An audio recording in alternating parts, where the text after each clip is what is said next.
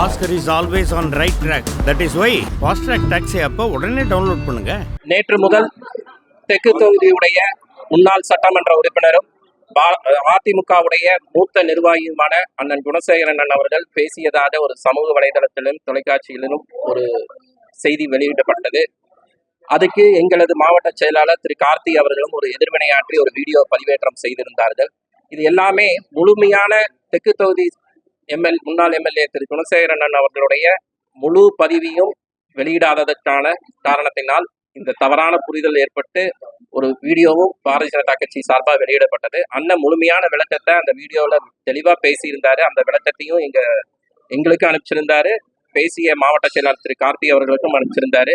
அவருடைய விளக்கத்தினை முழுமையாக ஏற்றுக்கொண்டிருக்கின்றோம். இது கூட்டணியுடைய செயல்பாடுகள் எப்படியாவது இவர்களை பிரிக்க வேண்டும் என்று சிலர் திட்டமிட்டதோட விளைவுதான் அவர் பேசினதுல ஒரு பகுதியை மட்டும் ஒளிபரப்பி பாரதிய ஜனதா கட்சி அதிமுகவிடையே ஒரு பிளவை ஏற்படுத்த வேண்டும் என்று விரும்பியவர்களுக்கு ஒரு எதிர்ச்செய்தியை தெரிவிக்க வேண்டும் என்பதற்காகத்தான் இந்த பத்திரிகையாளர் சந்திப்பு. அண்ணனுடைய விளக்கத்தினை முழுமையாக ஏற்றுக்கொண்டிருக்கின்றோம். ஏன்னா அண்ணனை பத்தி இன்னைக்கு நேற்று இல்லைங்க, கிட்டத்தட்ட 20 ஆண்டுகளாக அவருடன் இணைந்து பயணித்துக் கொண்டிருக்கின்றோம். எந்த இடத்திலும் பாரதிய ஜனதா கட்சியோ அதன் தலைவர்களையோ தரம் தாழ்ந்து விமர்சிக்கக்கூடியவர் அண்ணன் அல்ல.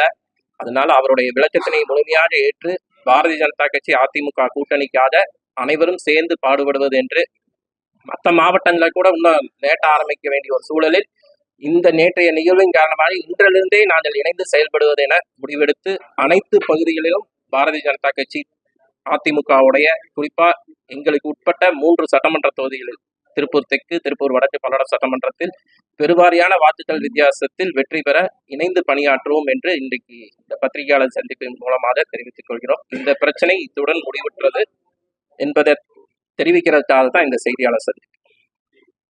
இந்த கூட்டணி நீங்க வேற மாதிரி கண்டுபிடிக்காதீங்க. தேர்தல் களத்துக்கு தயாராயிட்டோம்னு சொல்றோம். அடித்து ஆடுவோம் என்றால்னா அவர் கேட்டதுக்கு நாங்க அப்படி சொன்னோம். சேர்ந்து களத்துல சந்திப்போங்கிறதுக்காக களத்தில் ஒவ்வொரு பிரச்சனையும் எதிர்த்து போராட போறோம்ன்றது நல்ல வாய்ப்பா இல்ல. நான் ஒரு சிறிய உதாரணத்தை மட்டும் திருப்பூர் மக்களுக்கு தெரிவிக்க விரும்புகிறோம். 2 நாட்களுக்கு முன்னாட ஏப்ரல் 14ஆம் தேதி அன்னைக்கு அம்பேத்கரோட ஜெயந்தி நடைபெற்றது. உங்களுக்கு எல்லாத்துக்குமே தெரியும். கிட்டத்தட்ட 3 ஆண்டுகளுக்கு முன்னாடியே இந்த அரசாங்கம் பதவி ஏற்ற உடனே இந்த எம்எல்ஏவை சந்திச்சு பாரதிய ஜனதா கட்சி சார்பாக ஒரு கோரிக்கை வச்சிருந்தோம். அதே மாதிரி மேயர் பொறுப்பேற்ற பிறகு அவரை சந்திச்சு கோரிக்கை வச்சிருந்தோம். ஒரு அம்பேத்கர் அவர்களுக்கு, ஏன்னா பல்வேறு தலைவர்களுக்கு இந்த சிலை இருக்கிற இடத்துல அம்பேத்கர் அவர்களுக்கு ஒரு உரிய அங்கீகாரம் இல்லாத இடத்தில் சிலை அமைக்கப்பட்டிருக்கு. அதுக்கு மாநகராட்சி சார்பாக ஒரு இடத்தை தேர்வு செய்து அதுல சிலை அமைக்கணும்னு சொல்லியிருக்கோம். அதுக்கான எந்த நடவடிக்கையும் அவங்க சொல்ல வார்த்தையில மட்டும்தான் சமூக நீதி இன்னைக்கு திராவிட முன்னேற்ற கழகம் பின்பற்றிட்டு இருக்கு. பிஜேபி கூட ஸ்டேட்ல சமூக நீதி எங்க இருக்கு? எங்க தேசிய தலைவரா ஒரு தலித் சமூகத்தை சேர்ந்தவரை கொண்டு வந்திருக்கோம். இதுவரைக்கும் திமுகவிலேயோ இல்ல அதன் கூட்டணி கட்சியிலான கம்யூனிஸ்ட்லயோ ஏதாவது ஒரு தலைவர் தேசிய தலைவராகவோ இல்ல மாநில கட்சிக்கு மாநில தலைவராகவோ தலித் சமுதாயத்தை கொண்டு வந்தார். 3 முறை அவருடைய உதவியாளர்கிட்ட இதை சம்பந்தமா பேசியிருக்கோம். கமிஷனரா அன்னைக்கு இருந்த கமிஷனர் இன்னைக்கு கோயம்புத்தூருக்கு மாறினவர்கிட்டையும் பேசியிருக்கோம். நடவடிக்கை எடுக்கிறேன். அதே மாதிரி புதிய பாலம் அந்த இதுல இருந்து நடராஜா தேட்டர்ல இருந்து இது வருது இல்லைங்க, அந்த இடத்துல கூட நிறுவனக்கு முயற்சி செய்யறேன்னு மேயர் உறுதியளித்தார். இதுவரைக்கும் ஏற்ற இடம் இல்லைன்னு நீங்க சொல்றீங்க. ஆனா சிலை நிறுவனத்துக்கு ஏகப்பட்ட அரசாங்கத்துடைய இடங்களே இருக்கு. பொது சுப்ரீம் எதுக்கு கொடுத்துருக்குன்னா பொது இடத்துல பொதுமக்கள் பயன்படுத்துற இடத்துல, உதாரணத்துக்கு ரயில்வே ஸ்டேஷன் கிட்ட அந்த திரும்புற இடம் இருக்குது பாத்தீங்கன்னா, அந்த இடத்துல பண்ண வேண்டாம் சொல்லிட்டு நகராட்சி அலுவலகத்துல ஒரு நல்ல இடத்துல தேர்வு பண்ணி வைக்கலாம். ஒரு வருத்தம் கூட. இந்த கூட்டணி எந்த மாதிரி அமையும்? இந்த கூட்டணி இஸ்லாமியர்களுக்கு, கிறிஸ்தவர்களுக்கு, இந்துக்களுக்கு எல்லாத்திற்கும் பாதுகாப்பான கூட்டணி. எல்லாத்தையும் குடும்பத்தோடு எங்களுக்கு அரவணைத்து கொண்டு வர பாசமான கூட்டணி. என்ன வேணா அது பொதுச் செயலாளரு மேல தலைமை முடிவெடுக்கும். கட்சி யாருக்கு என்ன அறிவிச்சாலும் வேலை செய்யறதுதானே தொண்டனுடைய கடமை. குடும்ப தலைவரும் பேசுறதுங்க. எங்களை கேட்டா நான் கேட்டேன். நாகேந்திரன் தலைமையில பாரதிய ஜனதா கட்சியுடைய எந்த முடிவு, அது தெற்கு தொகுதி ஒதுக்கினாலும் சரி, வடக்கு தொகுதி ஒதுக்கினாலும் சரி, பல்லட சட்டமன்றத்தை ஒதுக்கினாலும் முழுமையாக பாரதிய ஜனதா கட்சியுடைய தொண்டர்கள் அதிமுகவோட வெற்றிக்கு பாடுபடுவார்கள்.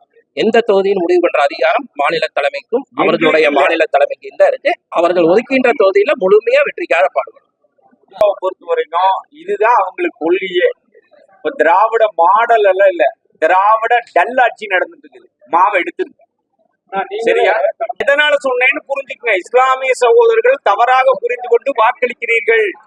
அதனால சொன்னேன், நீங்க நான் பாரதிய ஜனதா கட்சியோட இருந்தப்போ கடந்த 4.5 ஆண்டு காலத்துல 11 மெடிக்கல் காலேஜ் வந்திருக்கு. 5000 வீடுக்கு பக்கத்துல கட்டி கொடுத்துருக்கோம். இன்னைக்கு அதிகமா இஸ்லாமிய சகோதரர்கள் போய் அந்த வீட்டுல வசிக்கிறவங்களே அவங்கதான். ஏன்னா எல்லாமே அந்த காயிதே மில்லத் நகர்ல இருந்து போயிருக்கிறது, அறிவொளி நகர்ல இருந்து போயிருக்கிறது எல்லாமே இஸ்லாமிய சகோதரர்கள். அவங்களையெல்லாம் நான் இருக்கிற வரைக்கும் பாதுகாத்து வச்சிருந்தேன். நான் மீண்டும் ஆட்சிக்கு வந்திருந்து நான் எம்எல்ஏ வாங்கிட்டேன்னா அவங்களுக்கு இங்கேயே பக்கத்திலேயே வீடு கொடுத்துருப்பேன். இஸ்லாமிய சகோதரர்களுக்கு பக்கத்துல கட்டி கொடுக்குறேன்னு சொல்லி வச்சிருந்தேன். திமுக வந்து விட்டுருச்சு அவங்களத்தான் போய் அவங்க நம்புறாங்க. நீங்க நாங்க எதுவுமே மக்களுக்கு எடப்பாடியார் தேர்தல் பிரச்சாரத்துக்கு வந்தார். தேர்தல் பிரச்சாரத்துக்கு வரும்போதே அவரு அப்பவே கபஸ்தானுக்கு இடம் வேணும்னு கேட்டாங்க. உடனே அனைத்து மாவட்டங்கள்லயும் தலைநகர்ல லெட்டர் கொடுக்கணும்னு சொல்லி கபஸ்தான் சொன்னார். கபஸ்தானுக்கு இங்க எடப்பாடியார் உத்தரவு போட்டு இங்க நம்ம படியூர் கிட்ட வாங்கினோம். படியூர்ல திமுக தலைவர் தான் எதிர்த்து அவங்க அண்ணன் தான் கோர்ட்டுக்கு போயிருக்காரு. இந்த நிமிஷம் வரைக்கும் கபஸ்தான் வாங்கி கொடுக்கல. என்ன இது? நாங்க அனைத்தும் செஞ்சுட்டு இருக்கிறோம். இஸ்லாமியர்கள், கிறிஸ்தவர்கள், இந்துக்கள்லாம் இல்லை. எங்களுக்கு எல்லாரும் ஒன்று, ஒரே மக்களுக்கு நன்மையான ஆட்சியை கொடுக்கணும். அதை செய்யறதுக்கு தயாரா இருக்கும். கூட்டணியை பொறுத்தவரை இஸ்லாமியர்ல தனியால பிரிச்சு பார்க்கல, எல்லாரும் ஒரே மெத்தடா தான் பாத்துறாங்கன்னா, ஒரு இந்துக்கள் எப்படியோ அதேதான் முஸ்லீம்களும் கிறிஸ்துவர்களையும் பாரதிய ஜனதா கட்சி ஆட்சியில இதுவரைக்கும் நடந்துட்டு இருக்கு.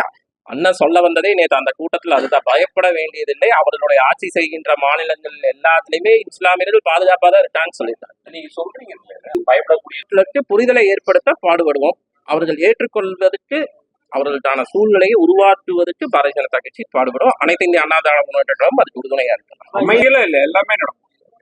நான் தான் அவங்களுக்கும் வருத்தம் வரக்கூடாதுன்னு சொன்னேன்.